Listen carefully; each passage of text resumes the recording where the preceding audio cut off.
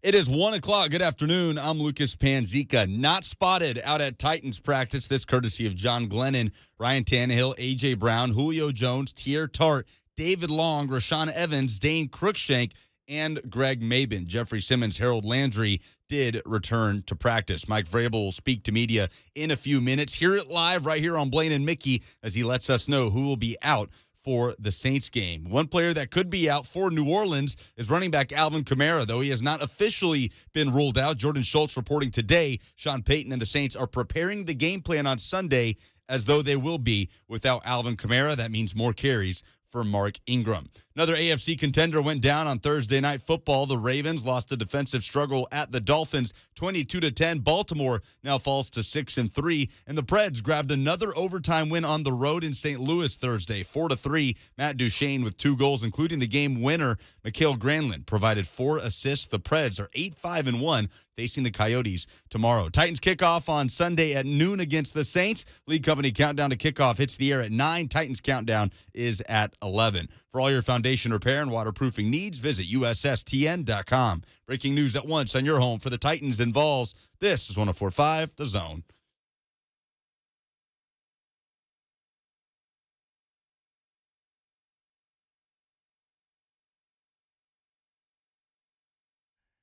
Blaine and Mickey, what's going on? Happy Friday, everybody. Oh, it's a nice day outside.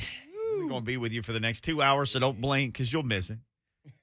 I see Lamar Jackson on TV. The Ravens got beat by the Dolphins last night, so the Titans are the now only, after this week, it's done, the only 7-win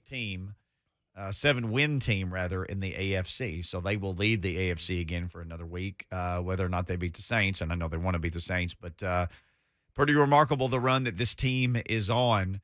And it goes back again to everybody who says, oh, that's an easy game for the Ravens, the Dolphins. No, they're all hard. It got proven again. Surprised at all. I started watching the game. I said, uh-oh. This does not look good. They're like, oh, they didn't prepare. They were sleepwalking. No, they got their butts handed to them. The Dolphins, they blitzed those dudes. There's no tomorrow. Those Dolphins were thirsty and hungry, and they were talking in Dolphin language, and it worked. And you thought, uh-oh. And what made you keep wanting to watch, though? Because I had no intention to watch the game. Lamar Jackson, he's going to do something. He's going to do something. He's going to put a rabbit out of his hat, or out of his butt, and then go out there and just do something. Not the big man touchdown? And it didn't happen. It did not happen. They was in his grill. The big man touchdown is what kept me around. That's the second time we've seen an offensive lineman intercept a screen pass this year and just take off running. For all those who think that you can beat an offensive lineman, did you see his agility, his athleticism? Did you see him jump and have the wherewithal not only to catch it, but then to reach, and even though he was illegal, to score a touchdown? That was a touchdown if he was legal eligible player. He made a guy miss? Yeah. Man, I laugh because I've always said the most intriguing thing when I got into the league wasn't all the fast guys. You played against fast guys, they're all fast. 4.3, 4.4. It didn't matter.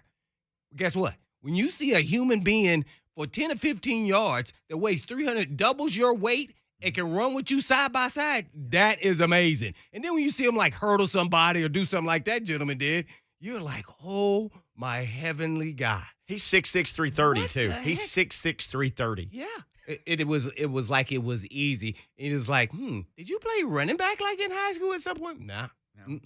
Nah. I used to always dream that I was. What you'll find out is a lot of those guys' background, they play basketball. Even if they was just the block the shot guy, running up and down the court, shuffling their feet, moving, getting in front of them, that's what they did. And you go, what the saying heck is that? The still of him reaching over, that's got to be the image of the NFL season. For a play that got called back. For me, that's it. Was a 6'6", 330 guy, completely upside down, like you said, to get himself there in the first place. And they're showing it on TV right reaction, now. When he caught it, he caught it with his hands. He tucked the ball high and tight. And then I thought, oh, man, he's going to blow an ACL when a guy dove at his thigh. Oh.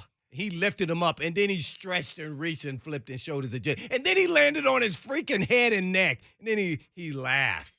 Like, oh, man, that's going to be the talk forever in the offensive line room about, did you remember 20 years from now, They're going to have a get-together when I caught that ball and I chugged and they couldn't stop me.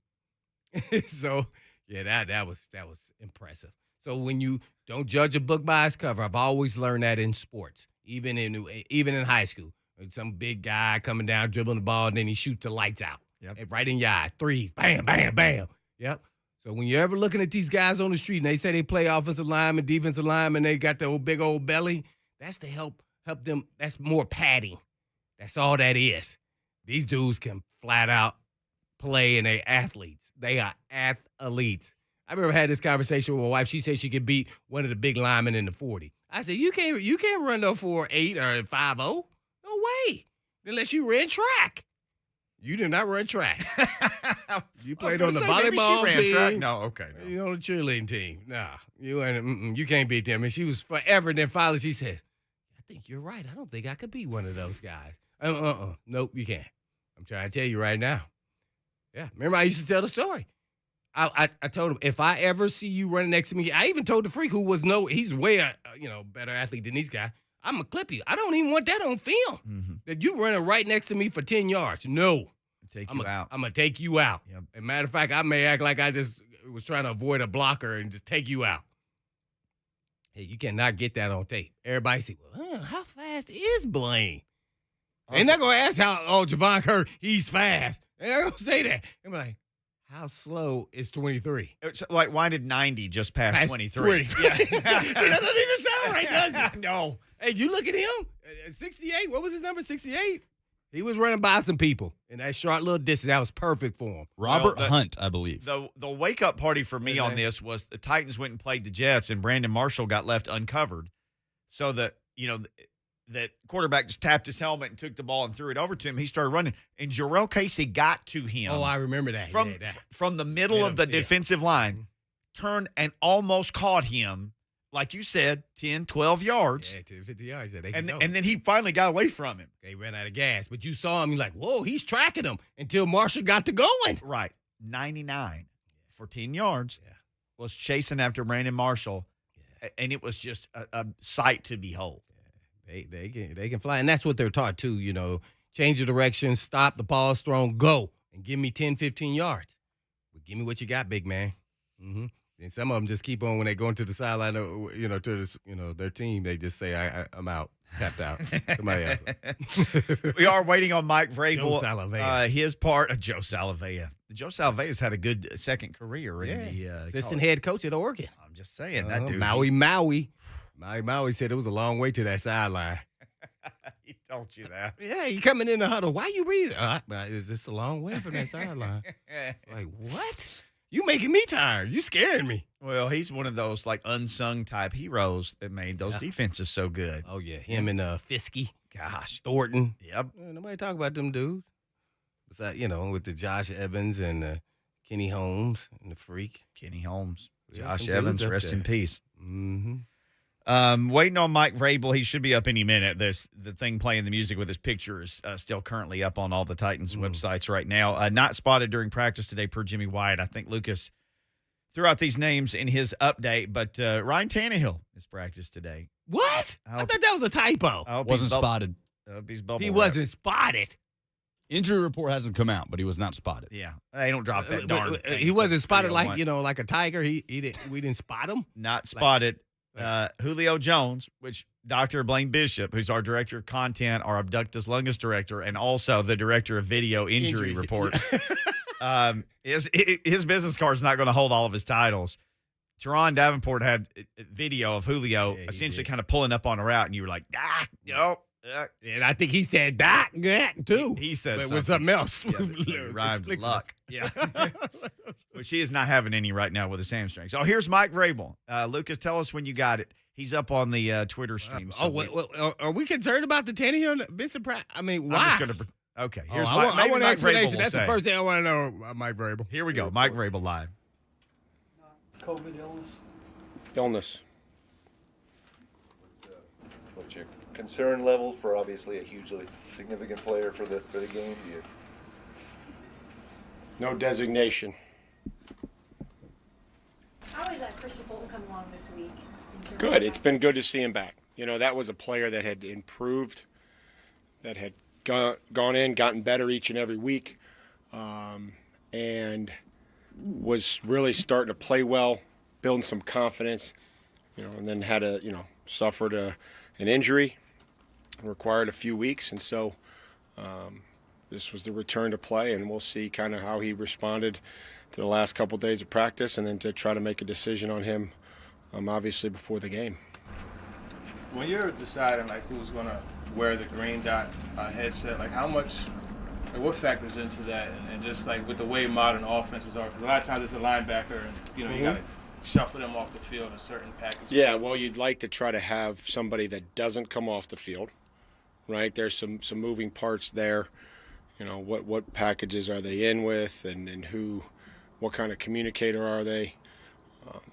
So then there's some, and then if they do come out, are you able to get, you just can't have two on the field at the same time. So, there's a lot of things that go into that, but most importantly is probably you'd like to find the one that is out there that is communicating in the middle part of the defense so that you can get it on both ends. And I know that, some teams have a safety, a lot of people do it differently, but predominantly it's been a linebacker. How did Adrian and Deontay Foreman do in pass protection last week? And Adrian was talking about that you guys do things a little differently in what you require your running backs to do, pass pro, and yeah, I'm sure that's going to be the case everywhere we go. You go to another team, there's going to be some things that they're going to ask their guys to do, and so I would say that the majority of those guys, what they did last week was on first and second down. A role for Jeremy's on third down, and Jeremy does a great job with that. And so, I think when the pressure came or when they brought people on first and second down, I thought they were efficient in what they do. They need to improve just like everybody else. But, when you play at different teams, I'm sure they ask, do some stuff differently. What makes Alvin so special for them? And if he doesn't play, do you see maybe the same things, just Ingram, just a bigger, heavier guy? Well, they put a lot on his plate. I think as far as percentage of offense, I think when you talk about, where Derek was for us and, where Alvin Kamara are and where, McCaffrey's out there, those are premier players. And he has speed, he's quickness, he runs behind his pads. It's not just like he's a, one hit takes him down. He breaks a lot of tackles. I've always had a lot of respect for him. I think he catches the ball well. He's a good route runner. He'll protect. Watch Seattle. He comes back and, protects Adam.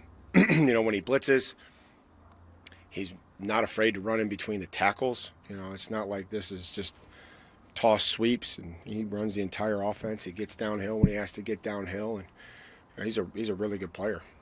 Are you in a position where maybe you have to consider putting Julio on IR to get him past the hamstring issue? I don't know if we're in a position to do really anything. We're just trying to find 48 guys that are available that can help the team win, and if that's a decision that we end up making, we'll make. But I don't think we're in that position at all. I think a second week of practice and one game under Adrian Peterson's belt will, help him going into this weekend. I think blocking better and running better will help anybody that's back there. I think that he's practiced well. Him and Deontay have practiced well, and the verbiage and understanding and where things may be on certain runs that we have and where the cut may be. Mm-hmm. Not that you can anticipate anything like that, but I think the more that he sees it, the more that he's back there in the backfield for us, hopefully that helps. Talking about maybe sometimes being too quick first blockers, maybe being a little bit too overeager. Is that something that I've done a lot of things in this league, and take a handoff and run with it has been one that I haven't done. So I'm just going to let the run. There are running backs for a reason.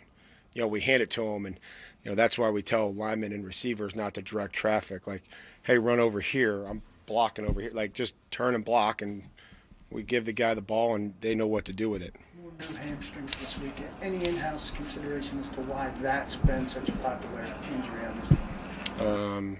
I think that they're popular. Soft tissue injuries are something that the entire competitive athletic world deals with. we'll continue to monitor it, whether they're high or not. We're always trying to do what's best for the players and focus on things and how we warm up, how we prepare. And then it's obviously there's a large part that, is on each individual to make sure that they're ready to go. And, some things, we understand that are just going to happen and come up and that are part of, playing football. So everybody has a part in trying to take care of the health and safety of the player. We're not panicking. We're not changing the way that we structure practice. And, we walked through on Wednesday. We stretched. We ran striders. I would say that that's not something that would load the player. And so we just have to make sure that as we work our way through the games and we see how guys feel and that we're staying on top of this stuff. Do you think the schedule of the year maybe leads to more soft tissue injuries with those? It's been like this, for forever. And again, I don't think anybody has a definite answer. I know that I listen to the information that's provided from the NFL. I listen to the information that's provided from the NFLPA, the coaches talk, how we structure practice. We're conscious of our days off. We're conscious of regeneration days. 10 years ago, I didn't know what regeneration day is when we were in the middle of 10 two-a-days in training camp. Nobody knew what any of this stuff was. But we're trying to focus on those things. You ask other coaches, how are you guys doing it?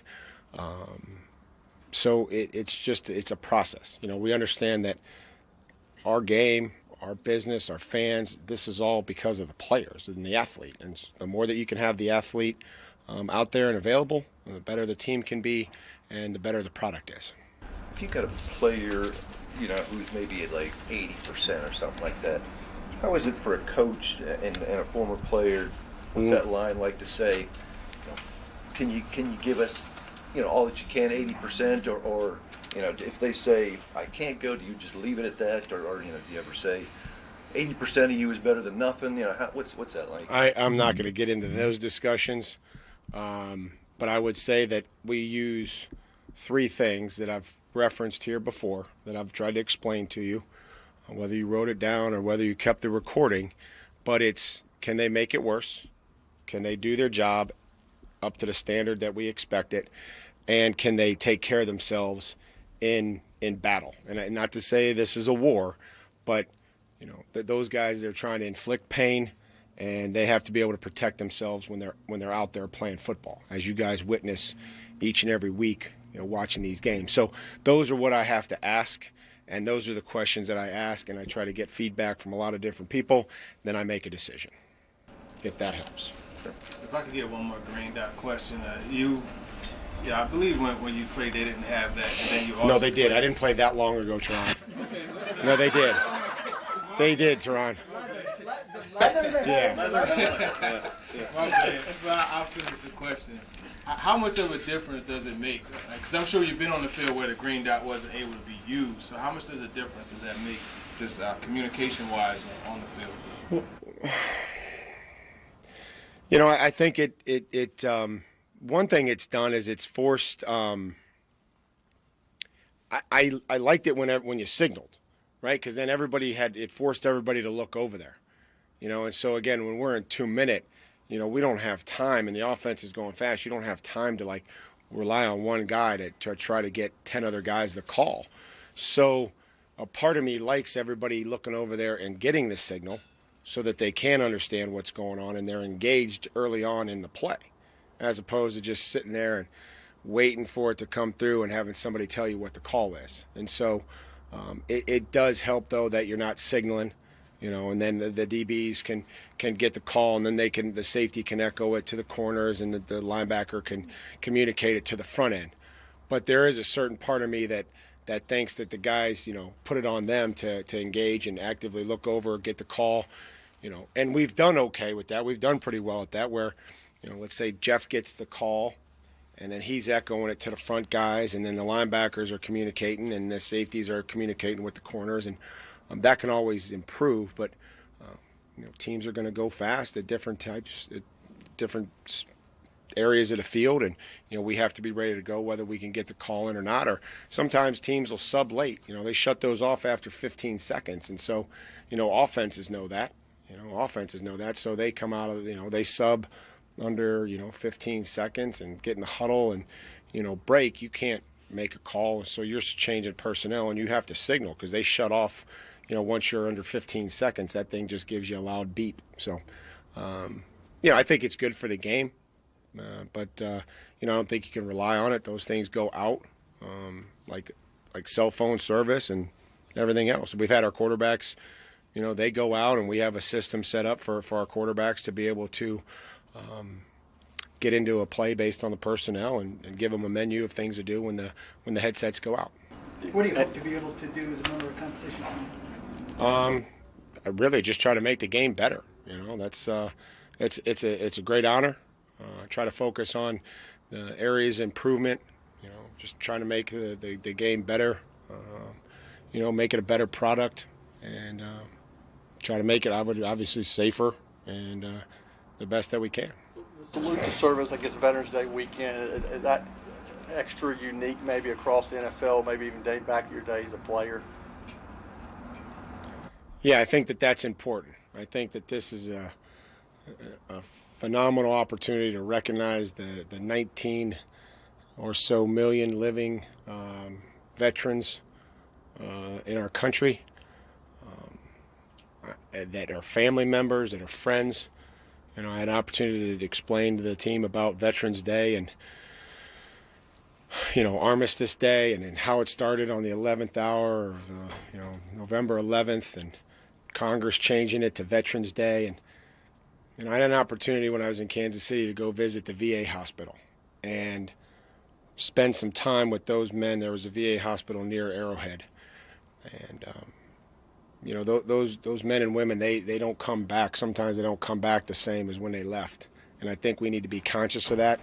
Just like in our game, they suffer from headaches, body aches, concussions, anxiety, much like pro football players do when they're done, except the pensions and the 401k and the annuities probably aren't, I guarantee, aren't the same. So I think it's a great thing for that we do, and I hope our players are mindful of that and respectful of that.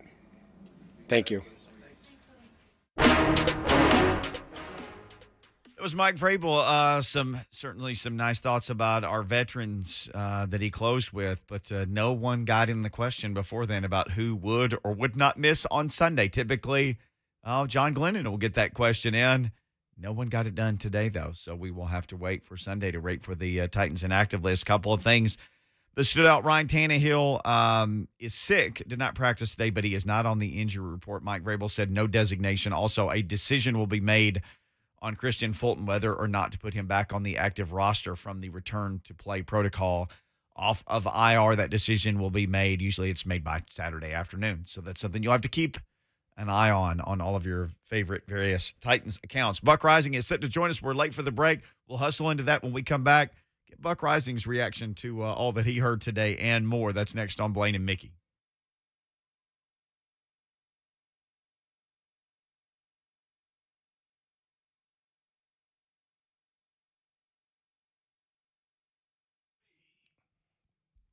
How many nasty waiting rooms have you walked into while waiting on your vehicle repair? It's like you don't want to sit down or touch anything because there's grease all over the place. Well, at Eurofix, you'll find luxurious waiting rooms with all the internet connectivity and refreshments you need in a safe environment. And Eurofix fixes everything European with an ASE-certified technicians. And not all repair shops have ASE-certified tech, so you better watch out and make sure an ASE-certified tech works on your vehicle. And Eurofix offers a nationwide 3-year or 36,000-mile warranty on all repairs and a free loaner car with those repairs. And you'll like this, no surprises. No work is done without your approval.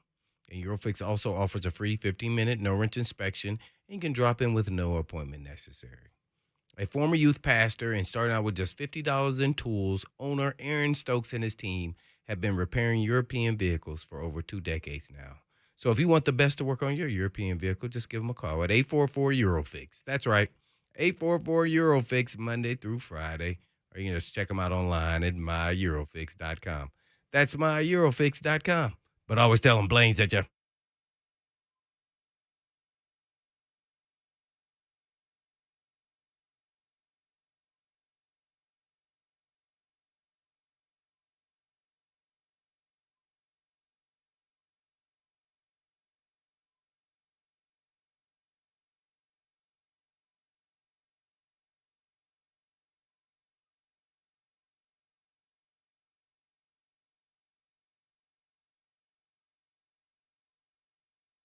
My friends at Cedar Recovery are doing amazing work for people who are dealing with opioid addiction. Unfortunately, if you live in Middle Tennessee, this could be you, or it could be somebody that you know. It could be a friend, a loved one. It's just unbelievable the reach of this addiction crisis, and people are passing away. We're losing our friends and our neighbors and people we love because of it. And a lot of people, they get started because they had a surgery or they had a sports injury or something happened, and that's literally what got them down this road that they're on right now. And then they get ashamed or they feel like there's some kind of stigma of reaching out for help, but that's not true at all. That's literally why they started Cedar Recovery, was to give people a place to go so they can get well and they can get off this awful stuff. If this is you, or if this is somebody that you care about, do something today. They've got 4 locations. It doesn't matter if you've got insurance or not. It doesn't matter. All they want to do is help you.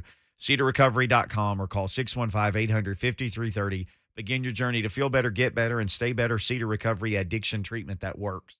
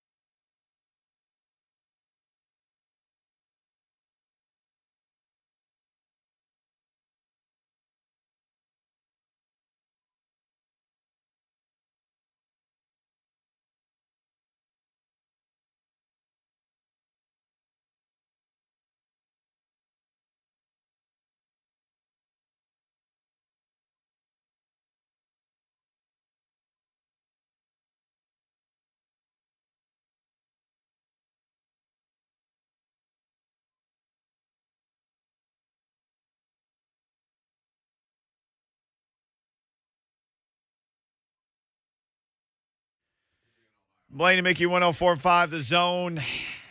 Football Friday. Friday is my favorite day. Buck Reising always joins us on Friday. One of the great contributing factors to just, how good Friday is. You always get to see Buck Reising. You get to hear him. Extra buck, bonus bucks for you. Buck Reising brought to you by Two Rivers Ford, home of the non-commissioned sales people. Blaine's giggling like he disagrees. Yeah, and no. I don't know what that's about. We only have Buck on to give us beard advice. Yeah. Since neither one of us has beards, we want to try to grow one and how we can make it look luxurious like his. So that's what we have you on for. Sure, you can start by being Arab. That's not have anything to do with That's how I get mine. Okay. Outside that, I have a brush for my beard that I keep in my bag. You brush yours just like your hair, huh? I take it with me everywhere that I go. It's true. Is this a winter thing, or are you just going to do this? It seems like it would get so hot in the summertime. No, the beard's because I'm fat, Mickey, and my face requires the beard. Okay. And so, in order to look like I still have a jawline, the visual effect of the beard helps maintain that, especially when I'm getting caught from bad angles on national television. You're blaming the camera, huh? That it adds 10 pounds. Not happy with the camera. Well, I'm glad. That's why I wanted to ask you. Do you let your beard grow to the neck? Hell yeah. Or the middle of the chin, or do you cut it up to the end of your All the way chin? to the neck, baby. I want that thing. I want it as confusing as possible to figure out how many chins I have. Did you? People were trying to figure out if Ryan Tannehill was going to play briefly when Mike Vrabel started his Mike Tannehill when Mike Vrabel started his Friday press appearance. Answering questions about the health of the quarterback, and he said illness. Then he said no designation, and you could almost hear the city just release its breath collectively there.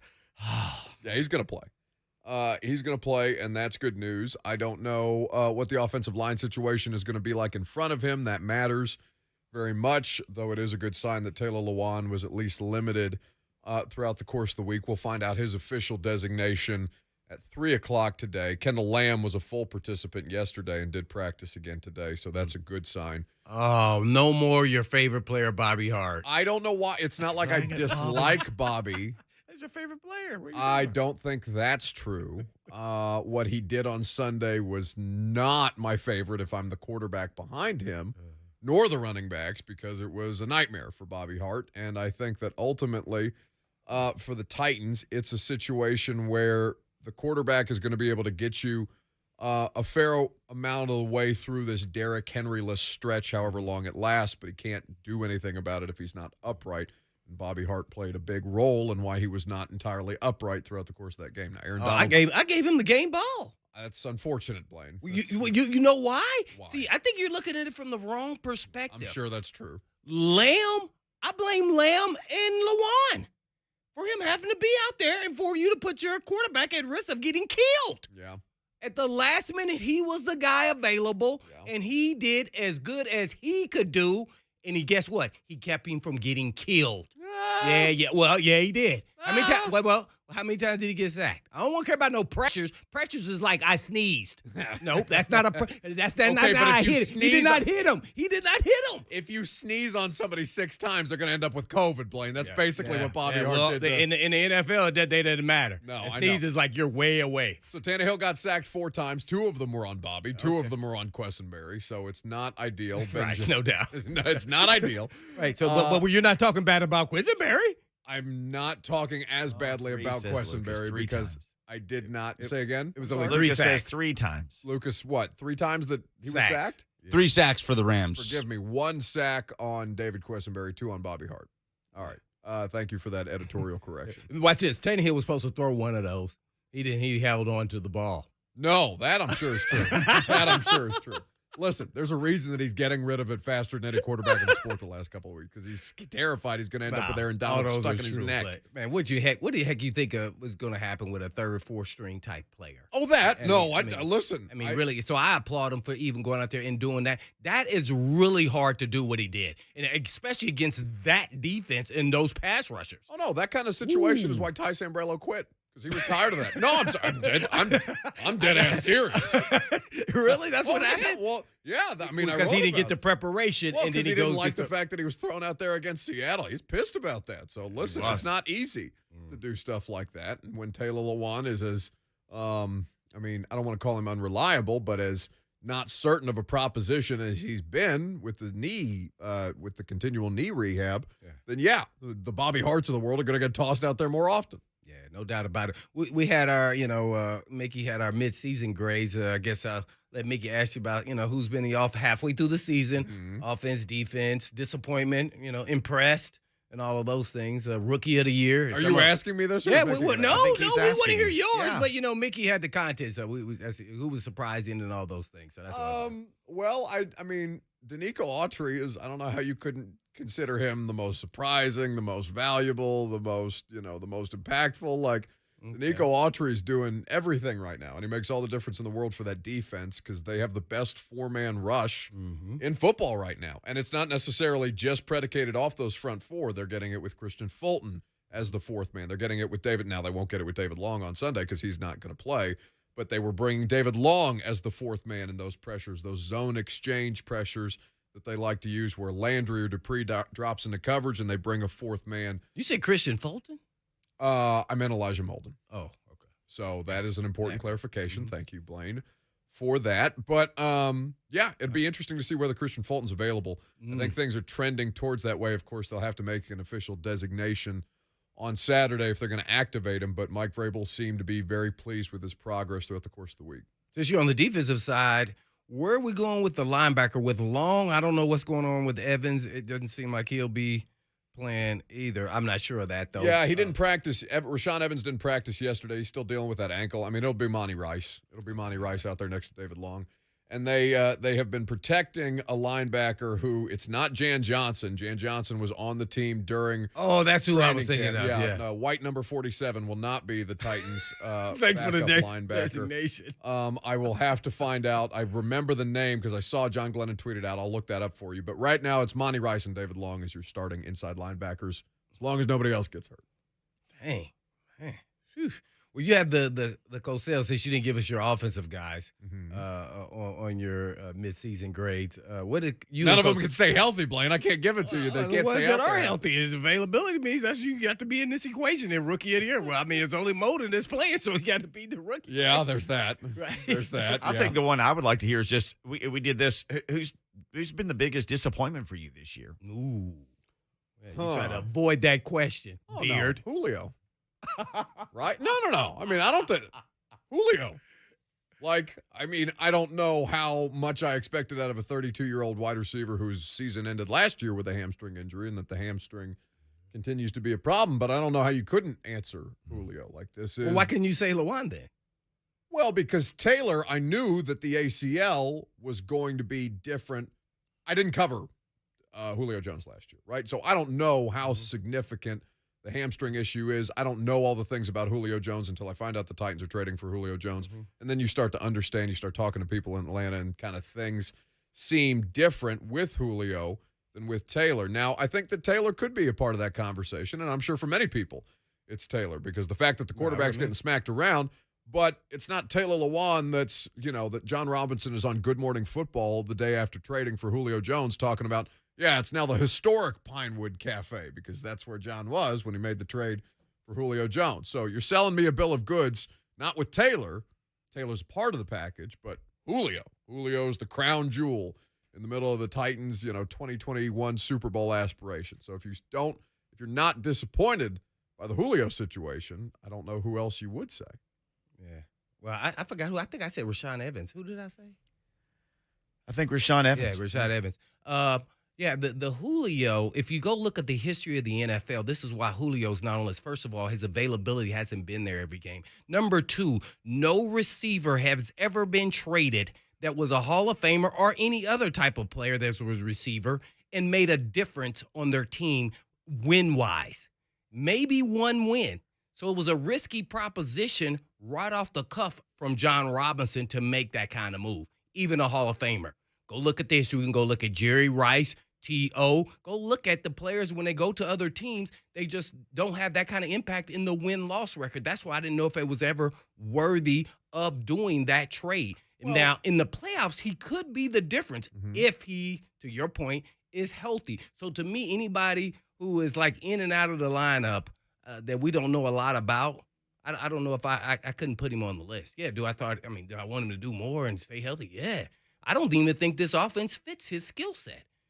Well, and there's so some there's of a- that, right? The Rams are selling Odell Beckham Jr. on coming to L.A., according to Diana Rossini, by saying, yeah, we're going to throw the ball 65% of the time. Like, that's a part of the pitch. And that is exactly what Odell wants to hear at a place where there's not going to be a ton of targets. Now, here's what I will say. I'm basically rooting for the Rams at this point because I want more teams to do what L.A. is doing. I don't care. That the reason why I'm not bent out of shape about a second-round draft pick, Blaine, is because Christian Fulton was a second-round draft pick, and he is playing well and will, I assume, play well when he returns from injury. Depending, don't ever I make assume assumptions. that he'll play well. That's a fair assumption. It's a fair statement by you. But I'm not as caught up in draft picks as I have been in years past, and I don't understand why people's focal, like the value on draft picks feels so diminished with how uncertain of a proposition it is. So I want to see teams like the Rams and the Bucs succeed, who are just giving up draft picks and bringing in all the old heads and trying to go all in to win a Super Bowl, because that's the strategy I think that more people, more fans want to see from their football team. I want the trade deadline to matter that way. I want to see more Von Miller acquisitions. I want to see stuff like that from teams who are dedicated to winning a Super Bowl right now. Well, if they're in the window, I completely agree, but certain positions don't apply. And that's when Wide receiver's one of them, probably. I wouldn't put receiver out there. If I was going after a pass rusher or an offensive tackle who's a premium, I definitely would do those. Sure. All right, permanent buzzkill Lucas Panziga says it's time for this party to end. So don't even get me started on that guy. We do everything that he says. So we will take a break. He said you don't do that. Mike Vrabel did not get asked live who would not be active on Sunday, but somebody did ask him after. We have that list for you. Buck Reising mentioned one of them right off the cuff. We'll tell you who else not playing on Sunday per Mike Vrabel next on Blaine and Mickey. Goodbye, Beard.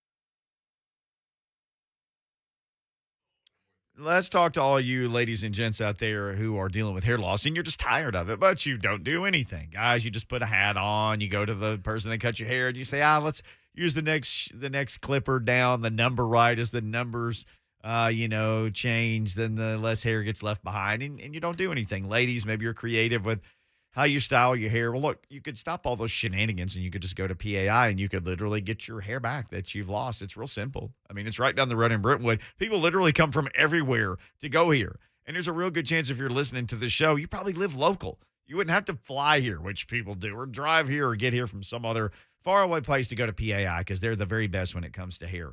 I'm always telling people if they ask me questions about it, the people there are amazing. You'll love dealing with them. Go to WeGrowHair.com. It's the website. It's easy to remember. You can see all the cool stuff that they can do, all the great technology. And remember, they'll work with you even on how you pay for it. So you're out of excuses. Call them today. Make an appointment. Tell them I sent you 615-376-6010. The only thing you will regret is that you didn't call PAI sooner.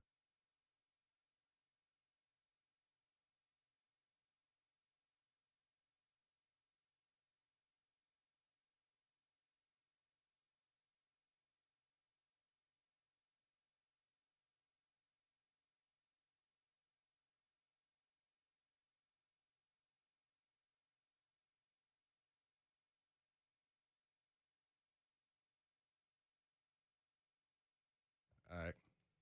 No one wants to go to the vehicle repair shop. It's like going to the doctor for an operation. The typical first reaction is, how do I know that I really need what they say I need? Well, sometimes you really wonder if you're getting a repair recommendation or you're making someone else's mortgage payment. Blaine Bishop will tell you that people are tired of getting bamboozled. And if you're sick and tired of being sick and tired of auto repair shops, come on over to Eurofix. Eurofix repairs everything European. So if you feel like you've been lied to or taken advantage of when it comes to auto repair, come and check out Eurofix. It's a place you can trust. Eurofix will always tell you the difference between a recommendation and a must-do.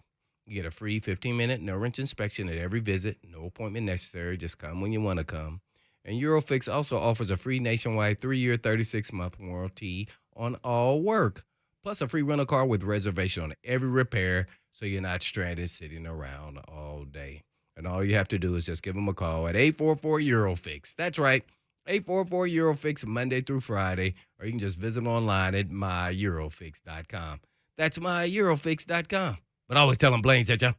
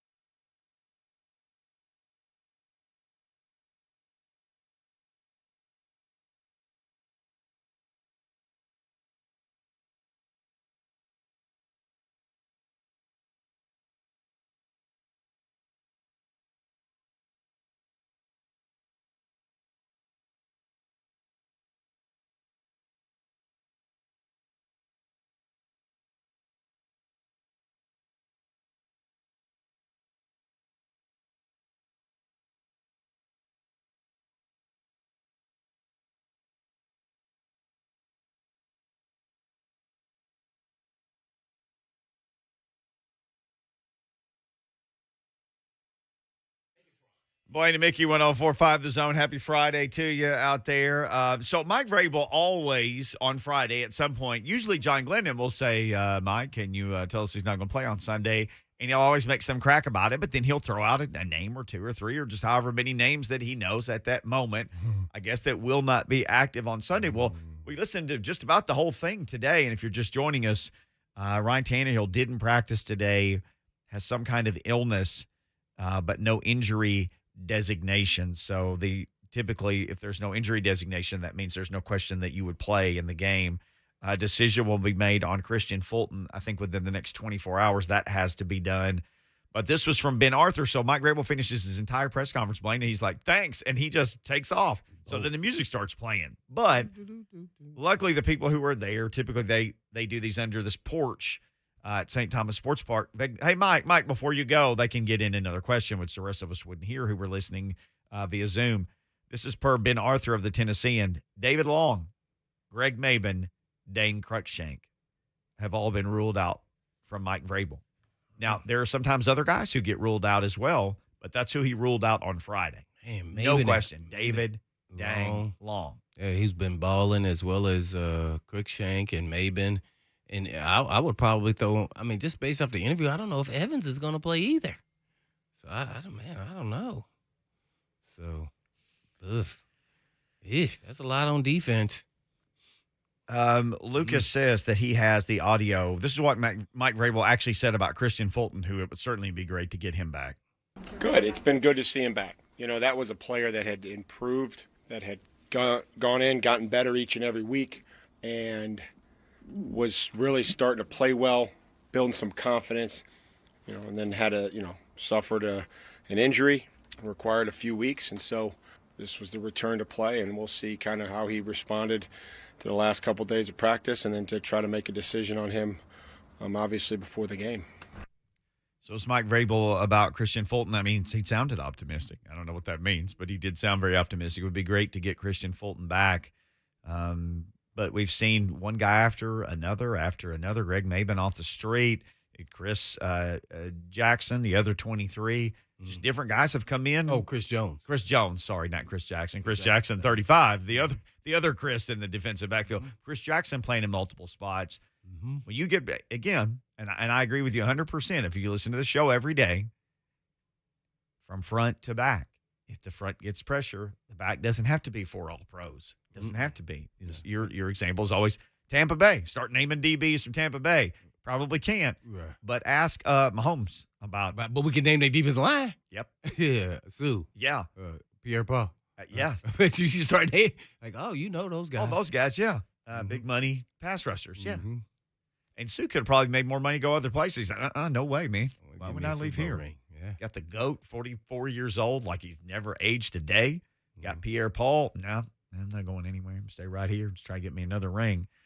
David Long. Hey, I looked. The Saints run the dang ball. They throw it the 31st. Only one team throws times. Least times. Oh, really? Only one team throws it less than the Saints. And I don't even remember. I was so shocked. Well, that's why I did tell you. I said they're going to run Ingram. Yes. And Mike Detillier was on with us yesterday. And do we have that too, Lucas, while we're just playing real? Oh, he held up a finger. I don't know which one it was. Oh, he had to finish chewing his food. Well, I mean, that finger may have been like the one that says, hey, dummy, you can't spring this on me like that. But Mike Detillier, you got it. Oh, that's a thumb. Okay, let's hear it. Mike Detillier, Saints reporter extraordinaire. More of Mark Ingram in this game carrying the football than you have the other two games. I think they're going to lean a little bit more on Ingram. Because Alvin is sort of nicked up a bit, the one nightmare scenario with him is coming out the flat as a receiver. Because, we've talked to coaches and defenders are like, there's nobody that can cover him one-on-one when he gets downfield. And he's got another gear in space. So, but I do have that feeling that Mark Ingram is going to have a lot more touches in this game than he's had the prior 2 weeks since they acquired him from the Texans. So a familiar face there, tough running back, but David Long had been doing just a real nice job, and you hate to see a guy who's playing that well not be part of your defense. And it's good that we got Jayon Brown back. Jayon Brown is back. And so who's going to be the other starter? I'm not going to assume that Rashawn Evans is playing. Monty Rice. Oh, I do not want him on Alvin Kamara. No. Out on his space. No. Is he this where you got to be a smart player? If they call a play where that happens, Jayon Brown's like, let's switch. Yeah. I have a better shot than you do. Not to say I am going to get it done, but I have a better shot than you do. Let's just think about who we are here. Right, yeah, let's think about our roles. We want to win. So yes, we want to win. So let's put ourselves in position, and that's where you got to take over as players. There is some news about Alvin Kamara from at least one reporter. There is a report about what his status is expected to be. Let's take a break. When we come back, we'll share that with you. I know all you VFLs, you love Alvin, but you Titans fans, you're torn because, you love him, but you sure don't want to see him against the Titans. We got a little news on that. We'll share that with you next. Blaine and Mickey, 104.5 The Zone.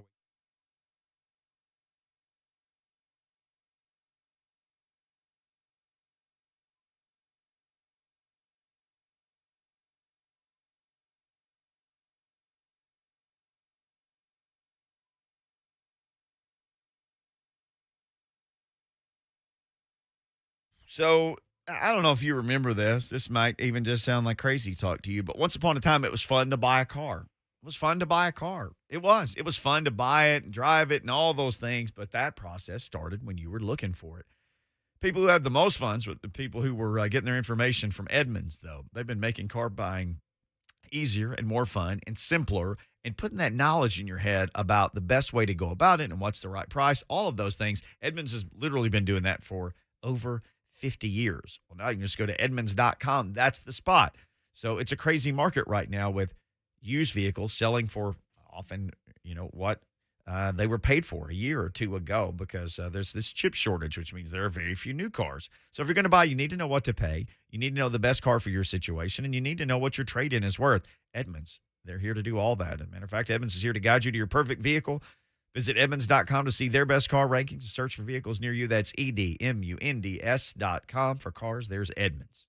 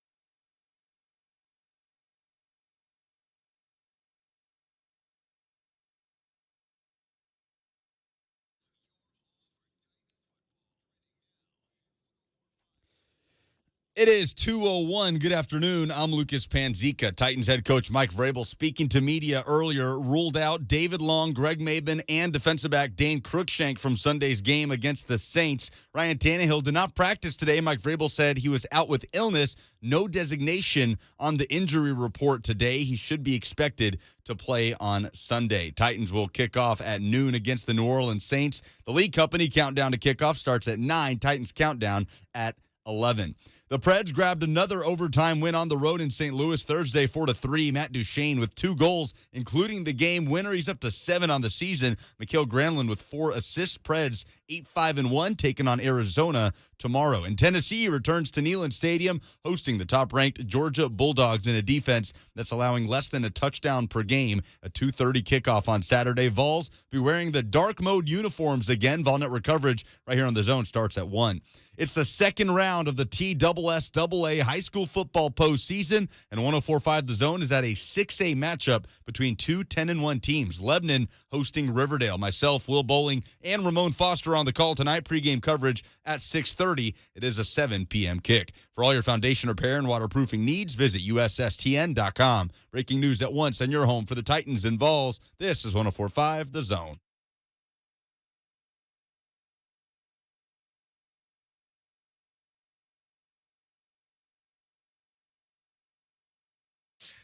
Blaine and Mickey, 104.5 The Zone. What's up, everybody? Happy Friday to you. Talking It's a beautiful day. Titans on a beautiful day, and Tennessee's going to try to knock off Georgia this weekend. Ooh, yeah. We're going to talk a little Georgia and Tennessee coming up next with Mike Griffith, who covers those dogs. Can Tennessee score more than 13? Because that's the best anybody's done. Oh, please. More than 13? Nobody's done that. I'm putting money on they score double that. You calling your shot? 26. Oh, 26 against them dogs. Oh, Lucas. Them dogs. I'm going to give them a whole bunch early. of 26. I'm going to give them a whole bunch of biscuits, and they going to be running towards the biscuits while the UT running to a touchdown. Hey, for all you knuckleheads out there talking junk about Stetson Bennett, Georgia. Yeah. Where you at? Will Bowling. Georgia's offense scores more per game than Tennessee. He is third in NCAA in efficiency in the country. You know, Georgia. He's up for an award, by the way. What's the quarterback award? Oh, yeah. Oh, the Davy O'Brien or the I Johnny think Unitas. Davy O'Brien. Yeah, he's There's up like for one of them. quarterback There's a awards. lot of Yeah, quarterback he's awards. for one of them. And the Heisman is a quarterback. He's up for award, the let's be same one honest. for sure. The Hooker's up for. Jordan if anybody Davis could should win be the up for the Heisman, that Heisman. defensive lineman from Georgia. Yeah, could Jordan get it. Davis. Yeah. Yeah, well, we got to give him a lot of biscuits. Well, you know, Georgia is 4th in the country in yards per play on offense. They average almost 7 yards per play, more than Ole Miss. Yeah, they just act like this dude. Oh, they got the boring offense. They're 14th in the country in scoring because Tennessee's 15th. Watch this. Who have they played? Best team Georgia's played The best team, yeah. is probably not Clemson, right? Kentucky? Some people think the best team that Georgia play is who they're going to play on Saturday. They haven't played an offense like that. The team in orange going to give them. I bet we're going to see a lot of guys having cramps because they ate too many biscuits. But Tennessee also hadn't played a defense like that. Nah. Well, They have not. up front, Alabama. They couldn't run the football. Couldn't run it so all. that's probably what's going to happen in this game. But I'm thinking they're going to gas them out, man, because when Tennessee plays at home, man, that speed, they get another play every 10 seconds. They are rolling. Black uniforms. Yeah. So So that has nothing to do with how they're going to play. Yeah, black. That'll get the fast, fans pumped yeah. up. You know, Skinny and fast. Yeah, Black. they're going to look, woo, that looks sweet. Flash, whoom, gone. Mm-hmm. Yeah. That's why we got to call our shot, man. I can't call my shot too early. I just already told you they're gonna double with 26 points, and they're going to give a whole bunch of biscuits out to the Bulldogs. This might be a biscuit for Titans fans. Jordan Schultz, who is a sports reporter, who is he with now? He is with I don't know, He's with himself. Bunch of different stuff. He's basically with We had the himself. same conversation a couple hours ago. Who's he with? There's like 6 different At things. one on point, there. he was with CBS or somebody, but he's just kind of he broke out on his own. He's almost he's an went the wrong entrepreneur. verb tense like my son. He braked out on his own. He break down. My son taked and maked and he braked. Anyway, I love you, Yeah, Rabble. that's what happened. Yeah, when you're 7, man. I talk like a 7-year-old because that's how we communicate. Jordan Schultz with himself says, I'm told Sean Payton and the Saints are preparing game plan Sunday v. Titans with W out Alvin Kamara knee. who's missed consecutive practices. Oh, Pick up Mark Ingram if you can, as he's only rostered in 73% of leagues, per my guy, Jamie Does he work for a Eisenberg. He's a fantasy guy. No, but he referenced the CBS fantasy guy, his old coworker. And Mike Detillier told us, we played this audio in the first hour, essentially, get ready for Mark Ingram because he's about to get it the most he's gotten it since he's been back in the beautiful city of New Orleans. You either going to get a dose of Tennessee with Alvin or you're going to get a dose of Alabama. Yeah, Saints have, a couple other guys, Tuttle, Callaway at receiver, who's done really well starting anyway to a certain extent, and he was a free agent. So he's doing really well. I couldn't believe that he didn't get drafted, though. What did that guy do? Because he's a tall guy. It was returning punts, too. Returning punts. That's hard to do. Versatile. Yeah, I like it. My newest skill set would transfer. I knew it. Mm-hmm. Yeah. Well, he's found him a home in the NFL, certainly. And then this from the Titans, if you're just kind of reacclimating yourself in the world, you're getting in a car or whatever, not spotted today in practice per Jim Wyatt. Ryan Tannehill, who Mike Vrabel later said has an illness, but he has no designation, which typically means that you'll play. Julio Jones did not practice. We saw him pull up in a route yesterday on some video from Teron Davenport. Mm-hmm. And our resident doctor, Blaine Bishop, did not like what he saw. Hamstring trouble. A.J. Brown didn't practice. David Long, Rashaan Evans, Greg Maben, Tier Tart, Dane Cruikshank. Mike Vrabel spoke. No one asked him who's ruled out. That's the reason we always run Mike Vrabel's press conference live on Friday. No one asked him. Apparently, somebody fired the question off as he was leaving the podium. Ben Arthur from the Tennessean had tweeted this out. This is who has been ruled out officially. This doesn't mean other people can't be ruled out. Dane Cruikshank, Greg Maben, David Long. That's going to hurt. But I want to go back to this receiver situation. We were talking about this during the break. I mean, right now, you got to guarantee like 4 guys are going to be dressing, and that's without Julio. So do you dress Julio in an emergency situation? Kind of like where you did with Lawan. Receiver in line is a little different to me, and the injuries are different. When you're talking about hamstring, standing for a long time and then think somebody's going to go out there and play, it's not conducive to try to help his hamstring.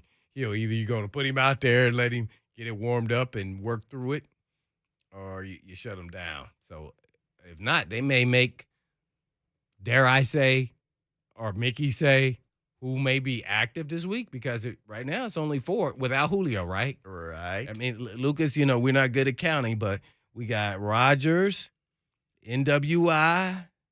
Who else we got? AJ. Marcus Johnson. Marcus Johnson. That's your big 4 without Julio, which means. And so who would be an option if you went with some of the guys that are just kind of practicing? Who got bragged on this week? I was about to say. Ever. Yeah. Rhymes with Fez. and Dez. Dez. Your man Dez Fitzpatrick. I'm sure he's like, hey, man, I would love to get a game check. I'm available. I'm super available. Yeah. Dez Fitzpatrick is freakishly available at this point. Yeah, so just to, get him a little bit of experience, maybe get some spot play. He'll do special teams. One thing about Julio, he's not running down on special. No. But Dez, you're like, hey, guys, we're going to punt it to that guy. You go and just tackle that guy. Yep. Whatever you got to get to that guy. And that way, just in case of an emergency, you got, one of the guys get nicked up or 2 of the guys get nicked up. NWI, he runs down on kick. He's on all special teams, so he easy get nicked up for a play or 2. That's why all these people got enamored with some. Or they have a whole bunch of tight ends addressed. Right. Which they don't even have that many tight ends. That group's been beat up. But NWI was kind of like the preseason ends, and people are like, oh, I really like Kinsey, and I like this guy and that guy. And here's the thing we all said who really covered the team. They trust NWI. He was already getting trusted last year. Yep. And he covers kicks like a demon, that guy. Mm-hmm. But they threw him a handful of passes last year. He's gotten better. He's gotten better. Mm-hmm. So NWI had done what it takes to make the team as like a number 5 receiver. He was kind of clutch, too, in a couple games here. With the Bills game, and they lost the Jets. I gave him my game ball one week for his offensive performance. He caught like 3 balls all in one drive. Yeah, at the end of 4th quarter. Yeah. Julio went out there. Hey, man. NWI stepping up. So, and that's how you stay on a team if you're him. And then that's how your role continues to get expanded a little bit because you show that you always do what your first role is. Oh, we'll give you a second role. Oh, you can do that too? Mm-hmm. You can cover kicks. All the spots. All the spots. On a receiver. Yeah. So that's, the NFL, Kevin Dyson says this all the time. Look, there's some superstars. Most of the people who play aren't superstars. It's a bunch of guys like NWI. No, they were superstars in college. Yeah. Yeah. And that's a whole nother adjustment period of realizing I'm not that dude no more. Yeah. That is tough. And you got to convince yourself that you're going to be in this role, and you better embrace it or you will be cut quickly. Right, Lucas?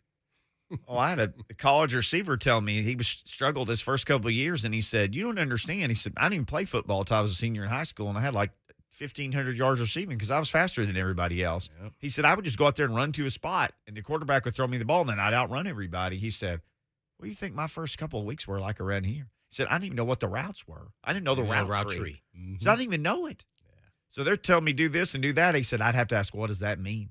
He said, I thought I was going to have to go home.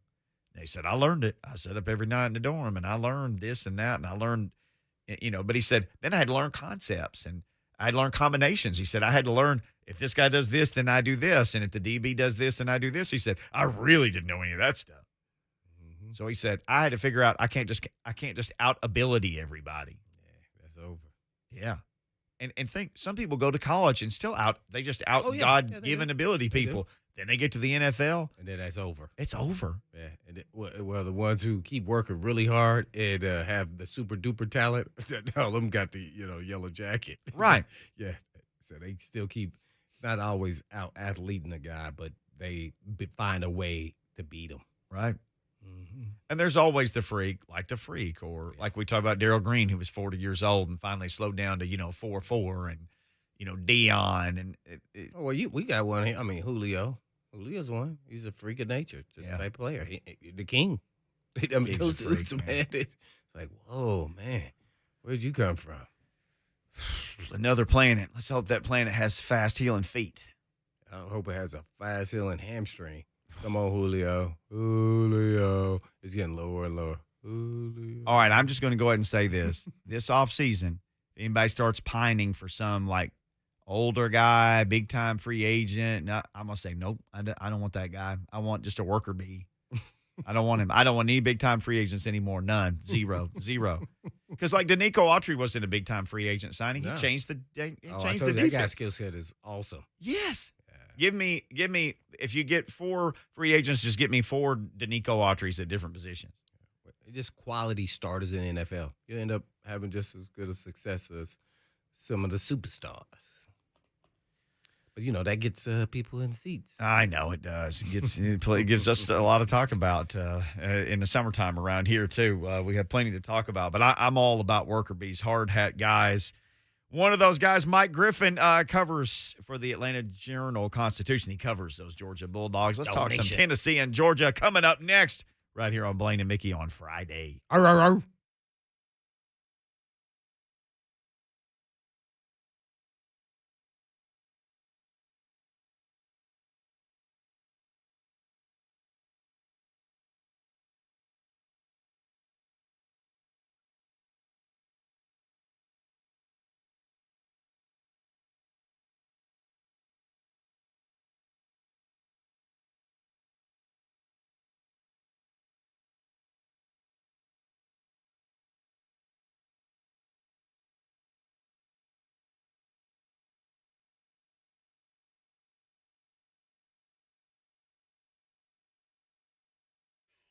Ever seal. See, here's your problem. You didn't know you had a problem, but if you got a house, you've had a problem. It's you've been sealing and not ever sealing. And you're saying, okay, tell me more about this problem that I have. Well, here's your problem. Every year and a half, 2 years, you take your power washer out and you blast your sidewalk or your driveway, your deck, your patio, and then you go get a paint roller and you smooth out this shiny stuff on there that stinks like 6 houses down the street.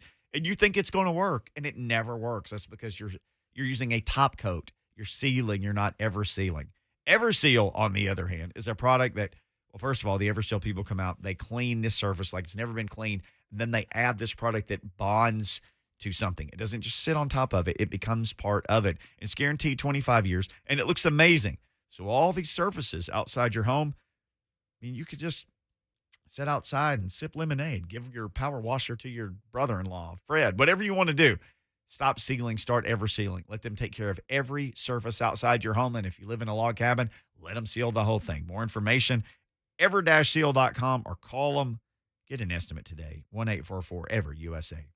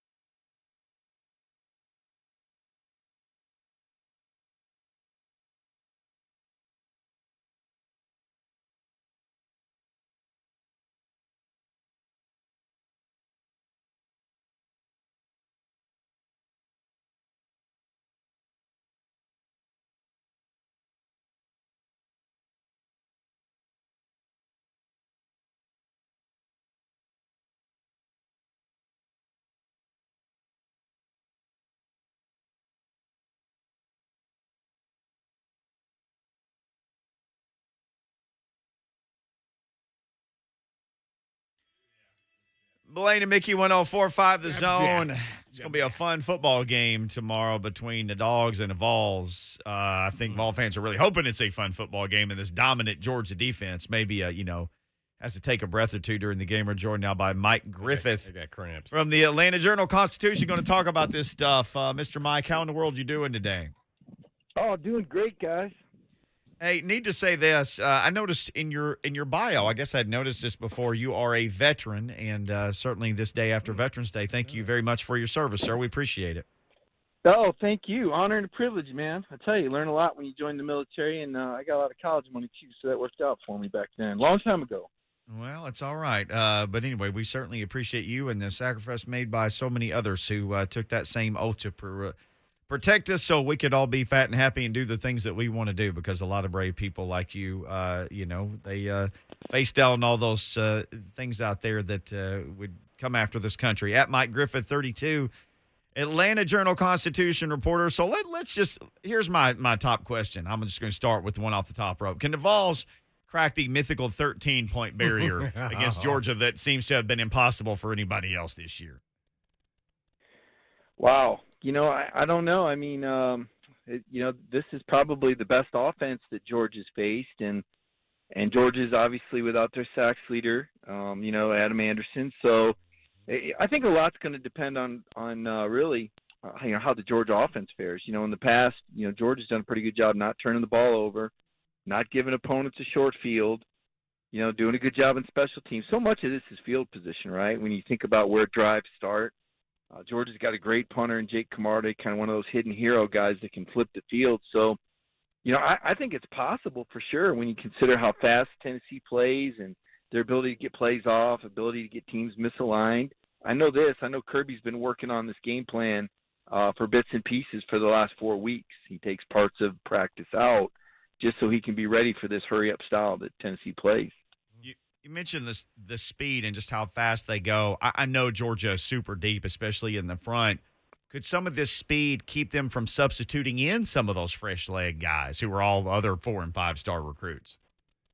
Sure, if you're moving the chains, right? If you're getting first downs, and then they're not as deep in the secondary. So, that can create a lot of problems. But it's one of those deals where whose band's going to play. I mean, Tennessee's also given up 33 sacks.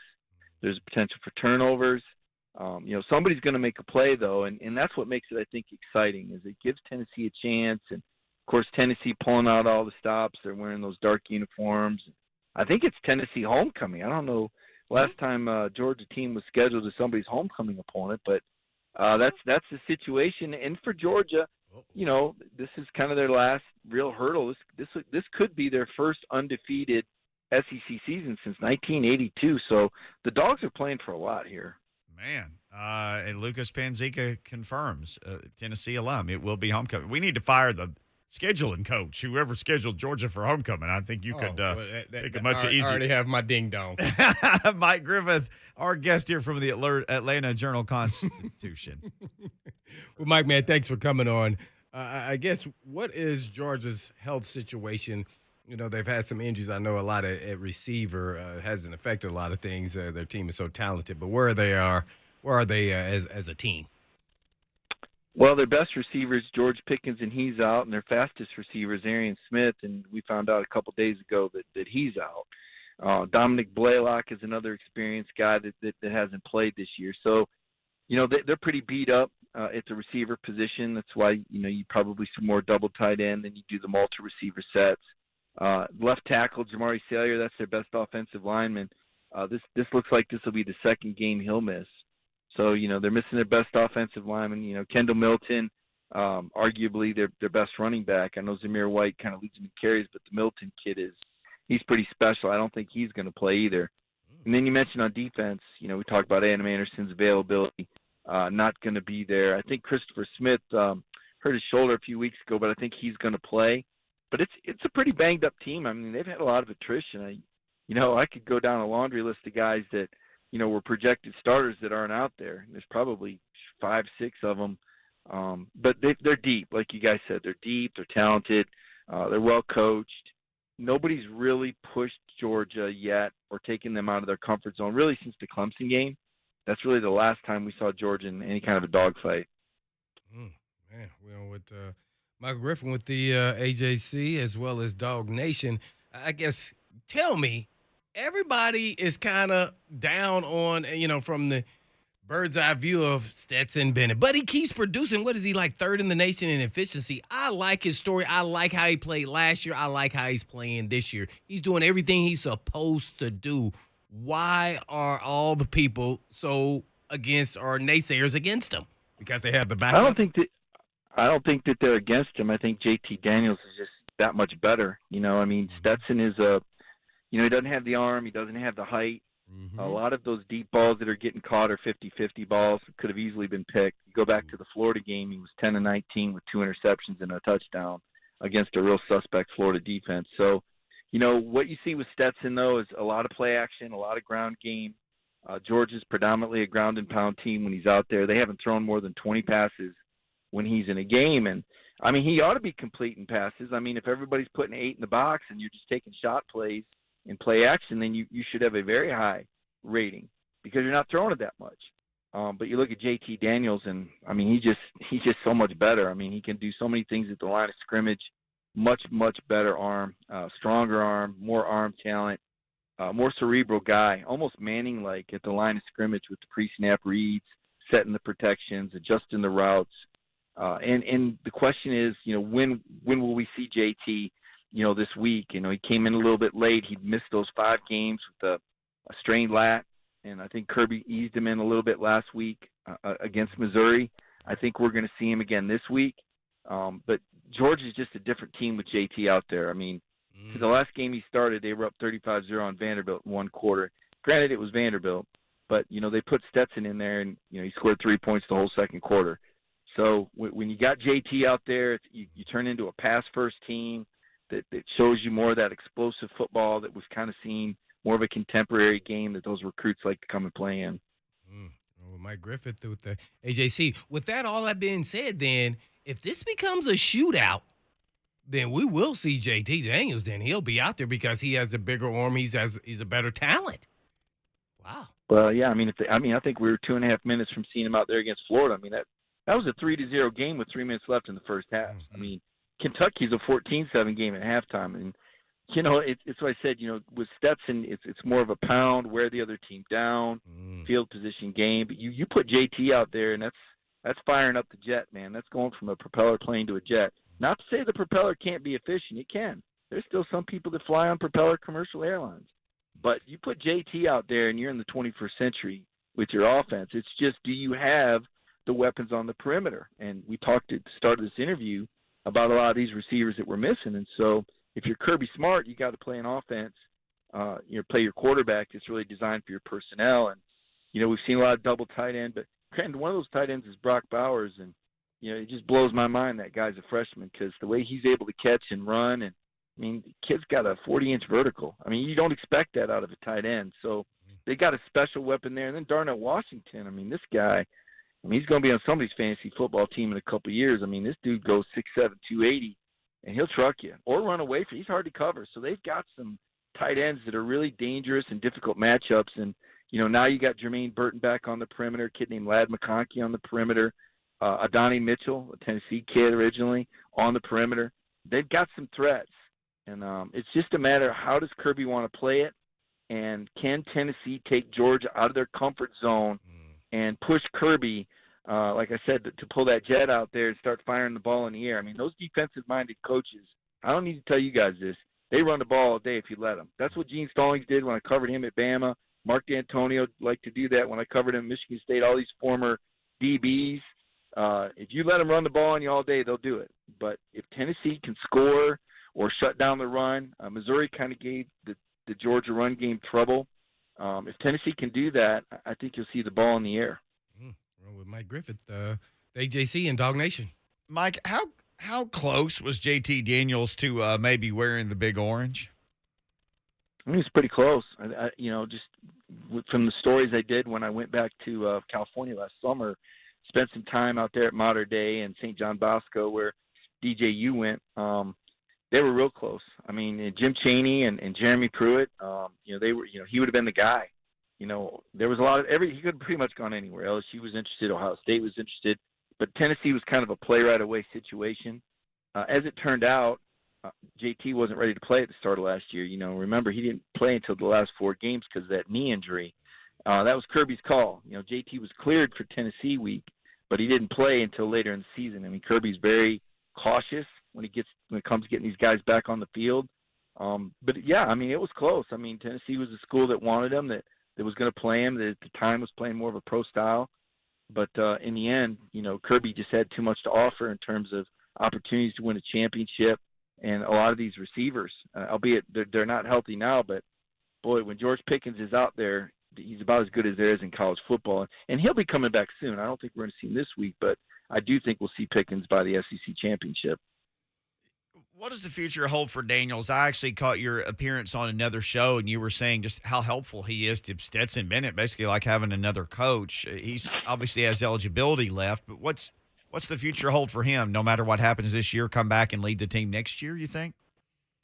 I guess so. If he's the guy, I mean, if Kirby finishes with Stetson Bennett as the guy, then maybe JT goes somewhere else. I don't think he comes back if he's a backup to Stetson Bennett. I don't know many quarterbacks that would do that, but well, I thought Stetson though was actually done after this year. Does he have another year of eligibility now? He's got another COVID year, I think. Ooh, He's a 5th-year senior, but I think he's got a COVID year. And they got other guys. They got Carson Beck and Brock Vandagriff. They got a couple other guys, but I think JT's coming. If I had to bet, he'd come back for another year, and I think he'll be at Georgia because I do think that Kirby's going to work him back into the lineup. There you go, Mike Griffith talking to us here on Blaine and Mickey, Georgia and Tennessee coming up tomorrow right here on The Zone. Yes, Mike. I know Cade Mays is playing his former team. Any conversations what that'll be like? I know he's done it before, but always going to come up. Yeah, he hasn't allowed any sacks yet this year. He'll be tested for sure. Yeah, no doubt about it. We think about Tennessee's explosive offense, but these guys will pound at you, and they set up their shot plays. So I think the line of scrimmage is going to be a lot more important than anybody realizes. We all think about those Tennessee receivers lining up wide and, beating you by getting your eyes in the wrong place. But it all starts up front, and to me, they're going to have to neutralize that Georgia pass rush for those perimeter receivers to kick in. I mean, that's the trick, is buying enough time to be able to find those receivers downfield. And that's where Hendon Hooker has to have a really good game. We've seen some quarterbacks move around, run the ball with some efficiency against Georgia, and it's going to be on Hooker. I mean, he's going to have one of those great performances. No doubt about it. You talked about it in the trenches. Has Kirby talked about, I guess, how to prepare for this style of offense and what they were doing at practice? Yeah, I mean, it's probably not a surprise to you. I mean, they've got 2 scout teams ready, and they snap the ball, and then the other scout team runs on the field and snaps the ball against the defense, and it is tricky. You guys talked about the substitutions. It makes me feel like Georgia's going to be a little bit more vanilla, but I'll tell you, Georgia's been a little bit more vanilla this year anyway. In the past we've said, oh, yeah, they're a lot like Alabama, and, we've seen them get crossed up and maybe lose track of assignments in some of those games last season. But, Kirby said, hey, we took a step back and we simplified.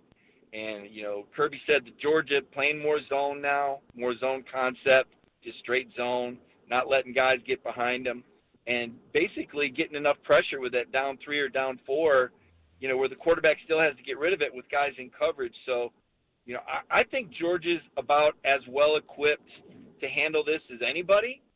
That said, Josh Heupel, this ain't his first rodeo. I'll give you an example. Kirby was talking about how much Josh has added since he was at Missouri as an offensive coordinator. I went back and, of course, I looked at the numbers. I said, oh, look at this.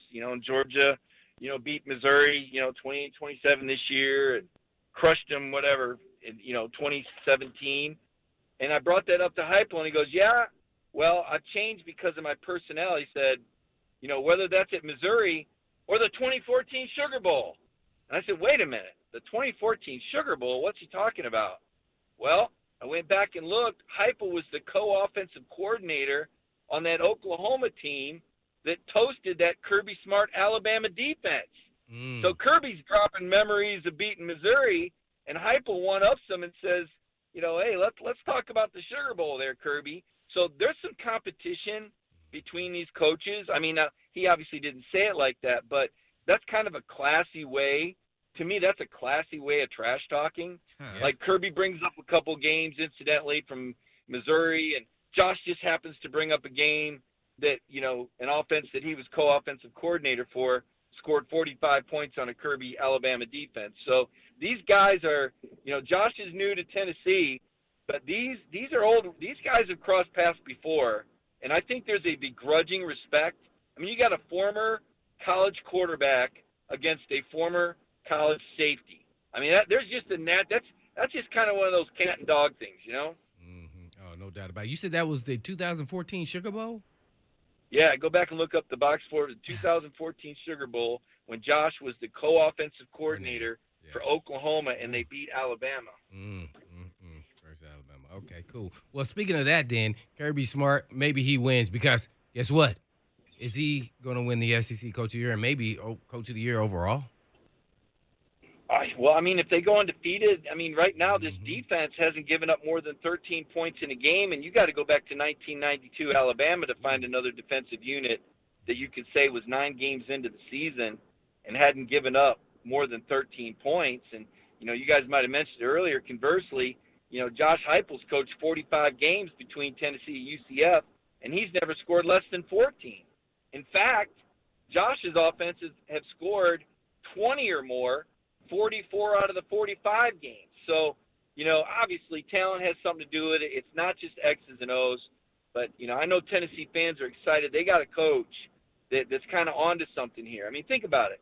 They lost 39 guys in the transfer portal, and Heupel's been able to plug and play his way to a 5-4 record and find a scheme that you just know recruits are going to be lined up to play in this because it's exciting and it's explosive. Mike, good stuff, man. We appreciate you taking the time today again, and always good catching up with you at Mike Griffith 32. Lots of good stuff there on your Twitter or however they want to consume the Atlanta Journal-Constitution. Man, well, thank you again, and have a great weekend. Enjoy the game on Saturday. All right, thanks, guys. Appreciate it. Appreciate it, Mike. Yes, sir. Mike Griffith right there. When we come back, it's time to call our shot. You want to call your shot, jump in the Zone TV chat and do it. You can hit us on Twitter at Blaine and Mickey, or just call the Mark Spain Real Estate Hotline and give us your shot. 615-737-1045. It is Blaine and Mickey on 1045 The Zone.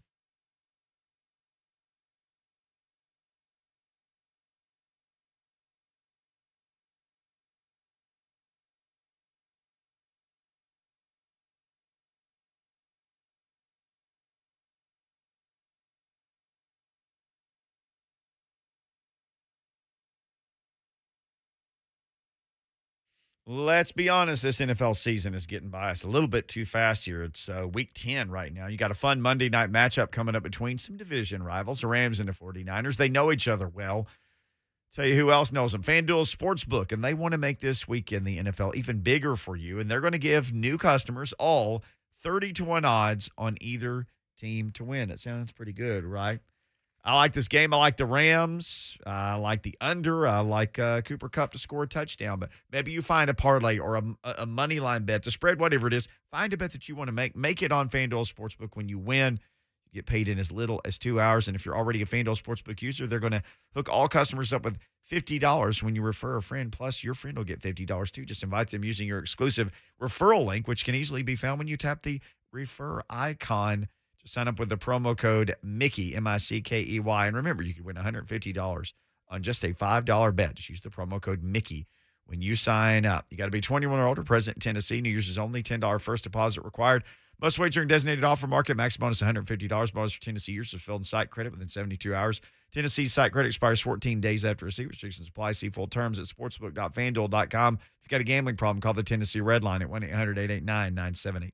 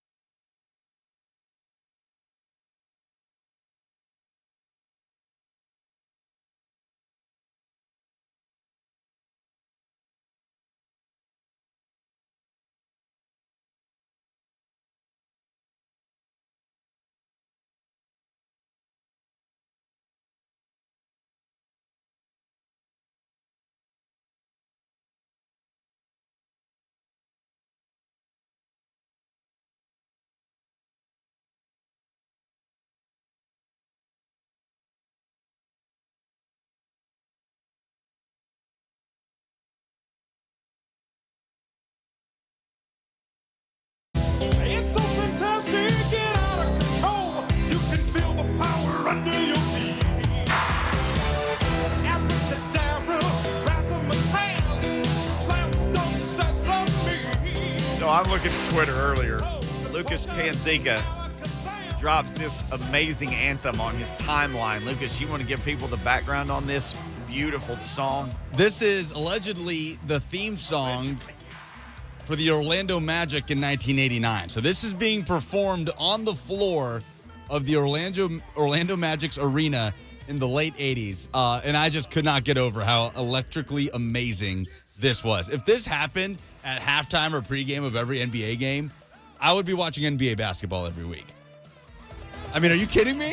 Just screaming, over-processed guitar line right there. I mean, that's abracadabra, alakazam. I mean, I just played straight into a mixing console somewhere. I think I'll watch that 4 times today. And the guy's really selling it vocally. Let me have one more shot of this just to get me into the weekend. Abracadabra, razzmatazz. Blaine is speechless. You got nothing for this? The dancers and the lights. It's just amazing. And Lucas is right. This is all going down on the court, like at halftime of the All-Star game or something, I think is what the clip said. Yeah, I think I would be more intrigued by the cheerleaders dancing. Oh, they're dancing all around us, dude. At one point, their choreography gets crossed up, and they basically bump into each other. But my man just keeps selling that vocal line. Beautiful disaster. Abracadabra, razzmatazz. Alakazam. Abracadabra, alakazam. There was a razzmatazz and a hocus pocus in there. I think they played that right before Nick Anderson shot his free throws. Oh, my gosh. It was too soon. You can't have the drive-by on Nick at Night Anderson. Sorry, man. Oh, man. I remember when you were at the fighting the line now, man. You bad man. Hey, Orlando should have had a championship. This guy's a fantastic shooter, just froze. I mean, he had the yips. He got the yips. Like Steve Sachs not being able to throw it to first from second type yips, but from the free throw line. Yeah, I want to see your yips and your call your shot. There's a couple people having the longest conversation I've ever seen in the Zone TV chat right now. If you'd like to join them and call your shot, you're welcome to do that. We always call our shot on Friday, brought to you by Chattanooga Whiskey. Available at your favorite Nashville retail store. You can drink Chattanooga whiskey. Enjoy responsibly. Maybe a taste this weekend. Enjoy responsibly. Lucas likes to keep score on this stuff too, right? Where are we at? Blaine, you had a twofer last time, and you got them both right. So you get 2 W's. I need to catch up. Well, okay, you said Titans win and Vols blow out Kentucky. So I don't know. Maybe I won, but maybe we just give you the one. If you consider 3 a blowout, yes, they blew. If you consider 3 a blowout, then you got them both. So if that's the case, that meant that they were going to win. They were not favored in that, so I do get a W for that. So Mickey, you're 4-2. Blaine, you're 2-5. I am 5-1. We all took the same thing last week. We all took the Vols over Kentucky, which we'd never done. We did.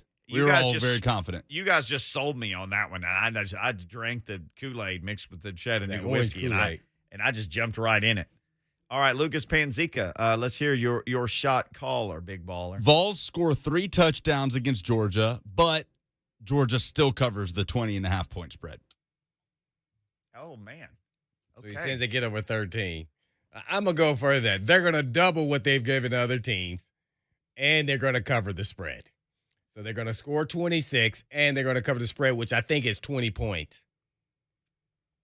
Is it still 20 points? 20.5, yeah. Oh, 20.5. Okay.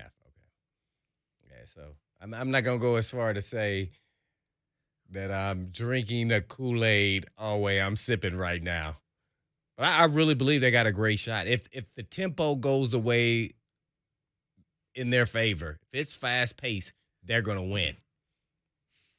And that comes with they have to get some turnovers. But if it becomes a slow, methodical game, as far as Georgia's offense, then that's keeping that offense off the field for UT. What was I think they got a better shot than people think. I think they're going to be in this game all the way to the fourth quarter. I think they're going to be in it. They ran in with Ole Miss. They ran in with Alabama. I mean, they've been in games. This offense is hard to prepare for, even if you're the greatest defense in the country. Now, the issue is up front. Now, they couldn't block those guys from Alabama, so they sure ain't going to worry about block these guys. I'm just hoping you turn that thing up to warp speed and these guys start cramping.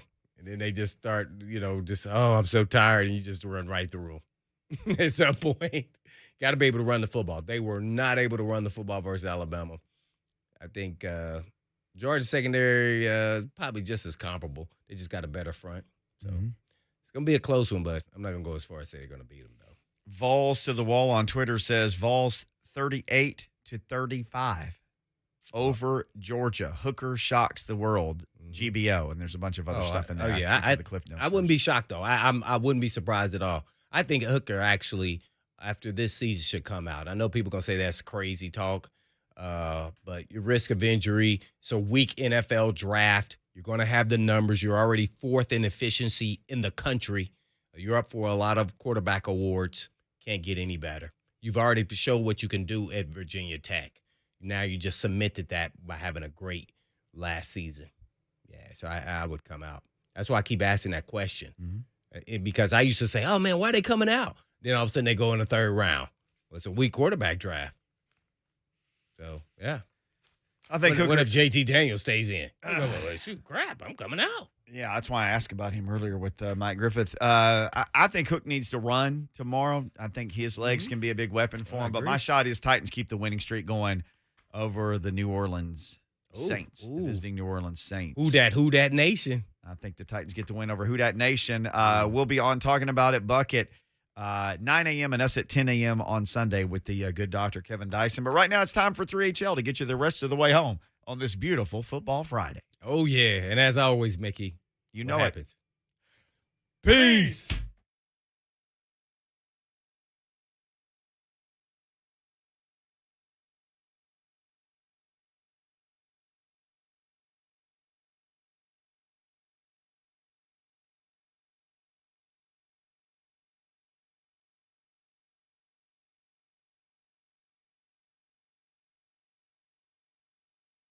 There are certain times in your sports fan life where you just think, okay, I don't need to miss this. And here's like one you need to circle on your calendar, and then you need to get some tickets and make sure you don't miss it because you want to tell everybody that you were there forever. It's the Nashville Predators special day to honor our recently retired good buddy, like everybody's best friend in the city, it seemed like, the amazing Pekka Rinne. They're going to hang his number 35 in the Bridgestone Arena rafters on February 24th of 2022. That is coming up. And in honor of this night, they've got something new. The Preds called a 35 Pekka plan.